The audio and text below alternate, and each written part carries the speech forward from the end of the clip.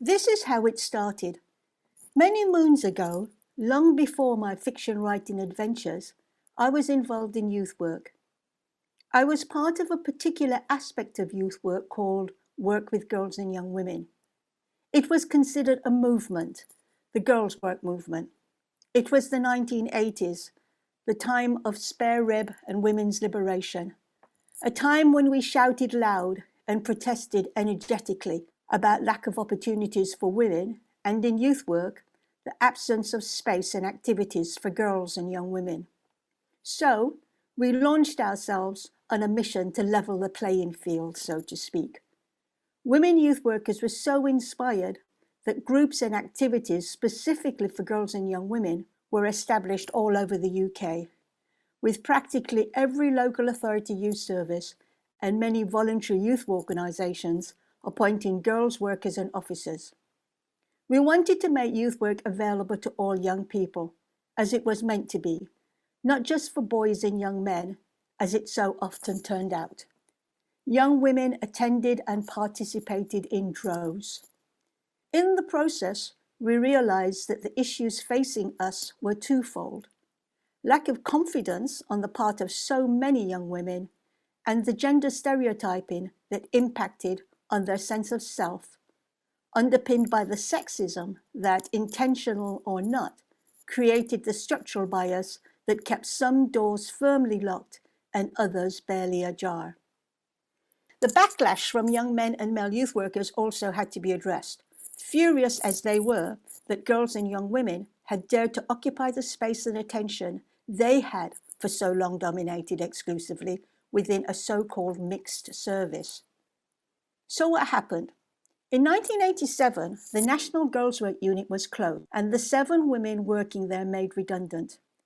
Over the following years, girls' work gradually vanished. Or rather, there was a sort of metamorphosis. The form still existed in places, but the content had changed. It had lost its political analysis and intentions. Instead of a focus on access and opportunities, girls' work was now about making jewellery and organising fashion shows. Then, by the mid-1990s, generic youth work started to disappear in a government rethink that focused instead on targeted work with young people, youth offending, and work with young people at risk of offending. The PREVENT programme was established to counter terrorist ideology and challenge those who promote it. Not that I wished more young women to become involved in crime as a way to access resources, but it did seem a shame that all of the attention was back on boys again. The point of my trip down memory lane is the realization that despite the passion and wealth of provision, by the end of the 1990s, it was as if nothing had happened. Girls' work had vanished. There was barely a trace left behind. The mainstream had shifted, and work with girls and young women was not included. No more was there any prominence given to the talk of sexism, or ways in which other cross-cutting issues in society impacted on women and girls: racism, class, homophobia, disability. All of which brings me to this point, not by way of complaint or criticism, but in the process of reflection.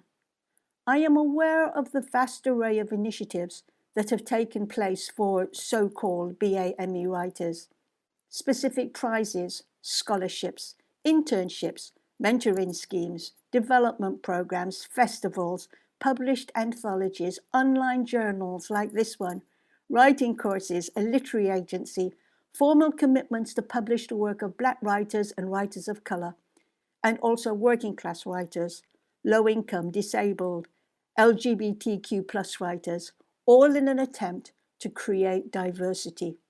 That the fruit of this effort includes some critical and commercial success for some writers is all for the good. But here is the question, which even as I write, it may still be in the process of being formed. What will be the enduring impact of these initiatives as regards Black writers and writers of colour? Not just writers, but those in the broad spectrum of the publishing industry, be they agents, editors, publishers, publicists, marketers, reviewers, booksellers, literary festival organizers, and so on. In other words, what is likely to be the longer-term relationship of such special funding and targeted efforts to what we might call the mainstream, especially when that mainstream shifts its attention to other concerns and imperatives. Will Black writers and writers of color be a part of that shift in mainstream or not? To what extent? Or will the experience echo that of the girls' work movement 30 years ago? The 6 writers I invited to contribute to this issue all have views on this. That Margaret Busby published New Daughters of Africa some 27 years after the original Daughters of Africa is an indication of how she continues to view the need to remedy the exclusion of women of African descent from the literary canon.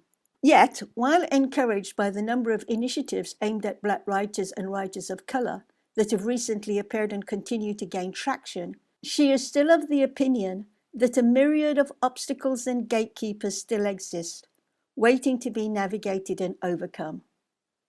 The issues she raises include who, which writers, what, which stories, and why particular writers or stories are accepted, nurtured, and promoted in the mainstream. How perceptions about readership and audience impact on what is taken on, and the issue of color-coded reviewing.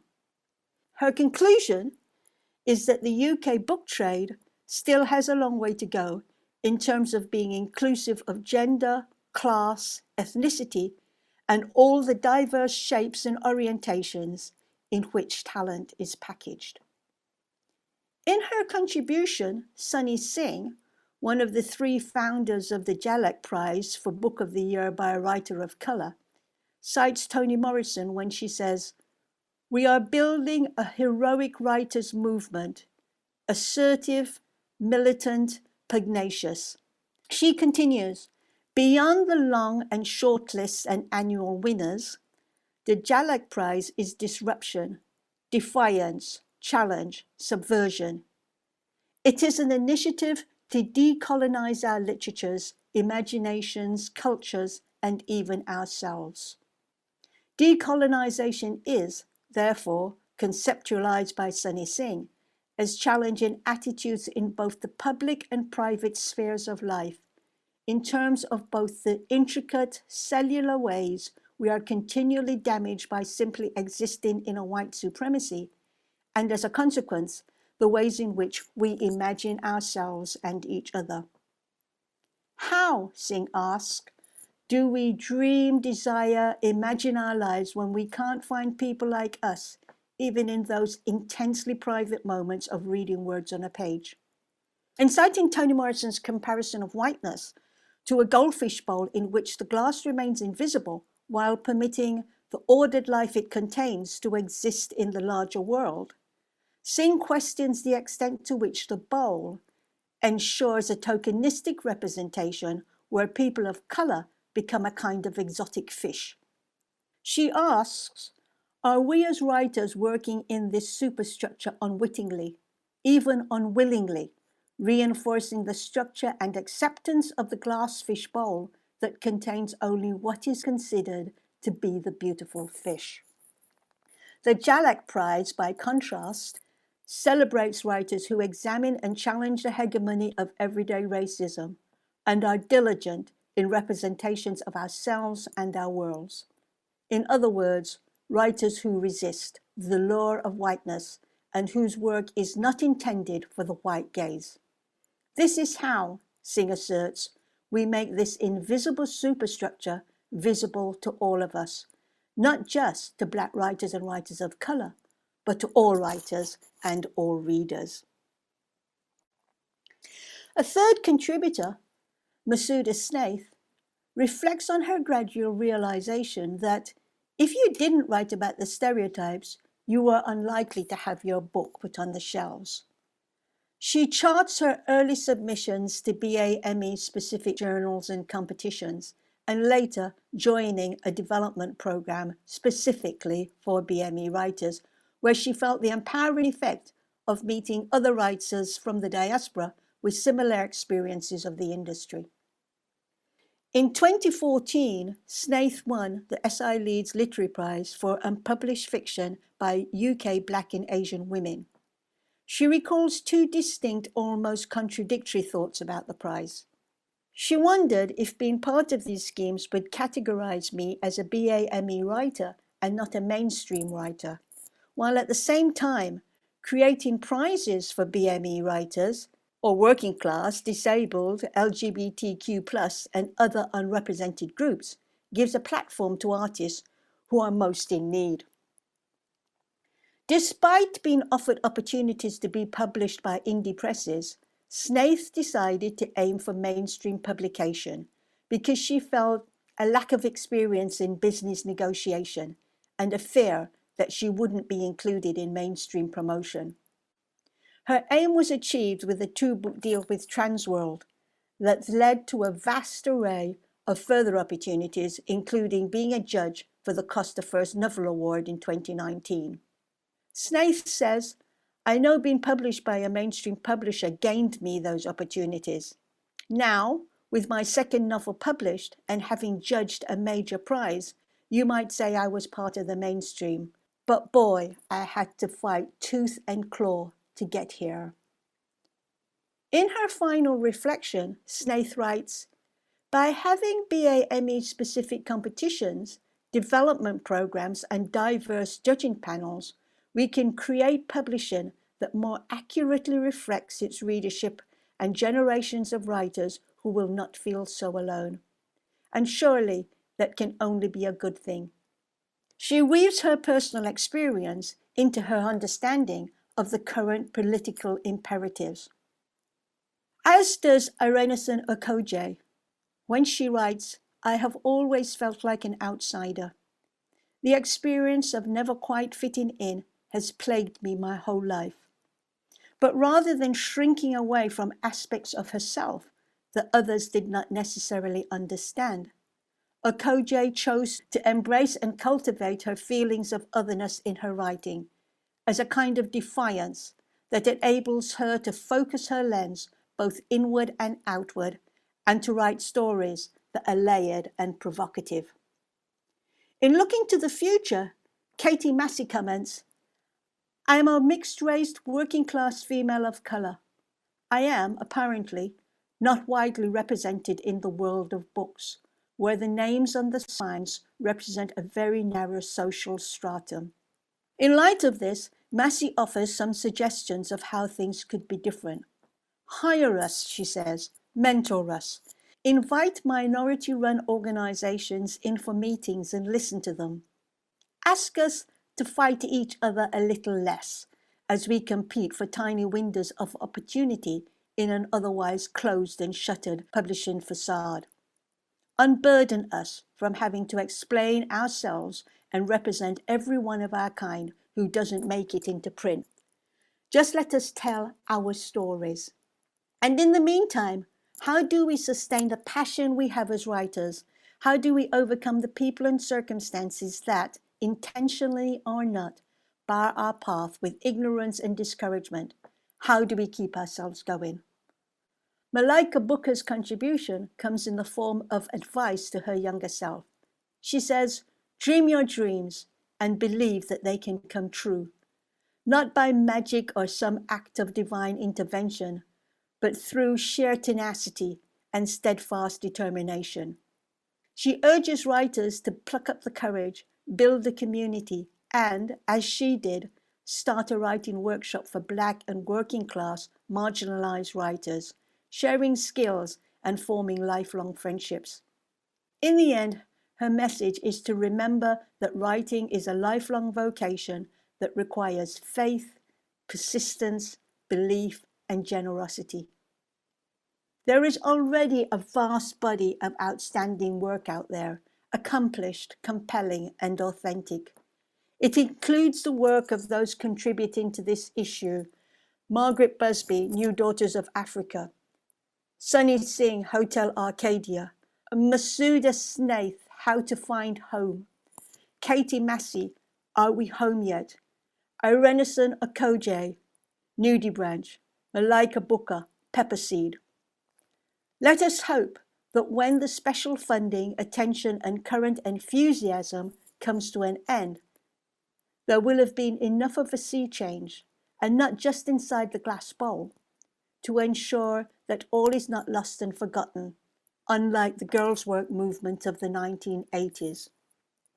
Rather, let us hope that the current initiatives for the inclusion of BAME writers have created the foundation for a future based not on structural conscious or unconscious bias, including prejudice, sense of guilt or duty, to fill a quota or to demonstrate that one is woke, not the writer's educational or professional background, familial relationships, social networks, anger, charm, or charisma, class, gender, sexuality, identity, ethnic origins, religious beliefs, age, disability, physical or mental health, or any other personal characteristic, including the color or shade of our skin. That when all is said and done, what is being judged is simply this: the quality and sincerity of our work. A note about timing.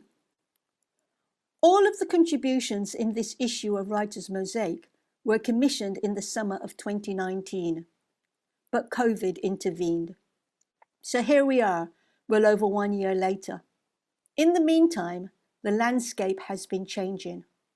The death of George Floyd, the rise of Black Lives Matter. Bernardine Evaristo won the 2019 Booker Prize, and Monique Ruffy the Costa Book of the Year Award in 2021. So things are different now.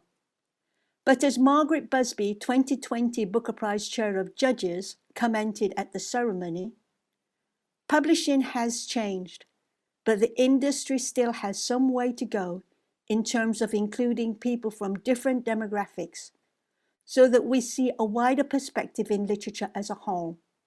There will be no need to comment on diversity anywhere in the literary world once it is commonplace. The observations that follow may be dated, but perhaps not out of date.